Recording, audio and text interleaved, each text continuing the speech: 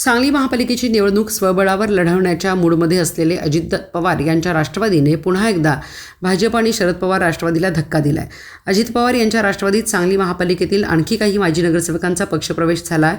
दुसरीकडे सांगली महापालिका निवडणूक लढवण्याच्या रणनीतीबाबत जिल्ह्यातील पदाधिकाऱ्यांची आज पुण्यात अजित पवार यांच्यासोबत बैठक पार पडणार आहे। सांगली मिरज कुपवाड शहर महानगरपालिकेच्या समाज कल्याण समितीच्या माजी सभापती माजी नगरसेविका स्नेहल सचिन सावंत यांच्यासह सांगलीतील 4 माजी नगरसेवकांनी राष्ट्रवादीमध्ये प्रवेश केला। राष्ट्रवादीचे राष्ट्रीय अध्यक्ष आणि उपमुख्यमंत्री अजितदादा पवार यांच्या नेतृत्वात माजी नगरसेवक सचिन सावंत, माजी नगरसेविका स्नेहल सावंत, माजी नगरसेवक अभिजित भोसले, माजी नगरसेविका नसीमा नाईक आणि सामाजिक कार्यकर्ते रजाक नाईक यांनी राष्ट्रवादीत प्रवेश केला।